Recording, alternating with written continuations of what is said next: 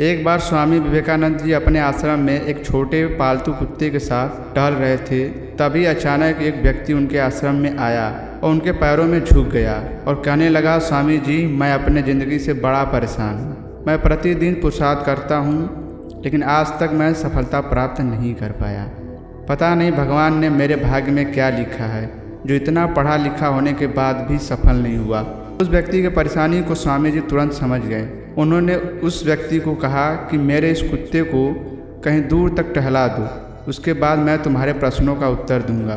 उनके इस बात को सुनकर उस व्यक्ति को अजीब लगा, लेकिन उस व्यक्ति ने स्वामी जी से दोबारा और कोई प्रश्न नहीं पूछा और कुत्ते को लेकर दौड़ते हुए आगे निकल गया। और बहुत देर तक कुत्ते को घुमाने के बाद जब उस व्यक्ति ने स्वामी जी के आश्रम पहुंचा तो उन्होंने देखा कि उस व्यक्ति के चेहरे पर अभी भी तेज है, लेकिन वह कुत्ता थकान के कारण जोर जोर से हाँफ रहा था।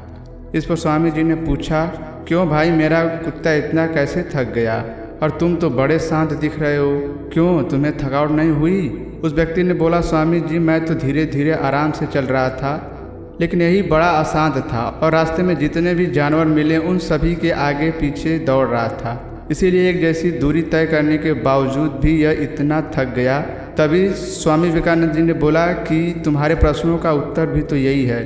तुम्हारा लक्ष्य तुम्हारे आसपास ही है, वो तुमसे कहीं दूर नहीं है, लेकिन तुम अपने लक्ष्य का पीछा करना छोड़कर दूसरे लोगों के आगे पीछे भागते दौड़ते रहते हो और इसी तरह तुम जिस चीज़ को पाना चाहते हो उससे दूर चले जाते हो। और इस बात से उस व्यक्ति को संतुष्टि मिली और उस व्यक्ति ने अपने गलती को सुधारने लग गया। स्वामी विवेकानंद जी का जीवन बिल्कुल सीधा और साधारण था और स्वामी विवेकानंद जी भौतिक साधनों से दूर रहने की सीख दूसरों को दिया करते थे।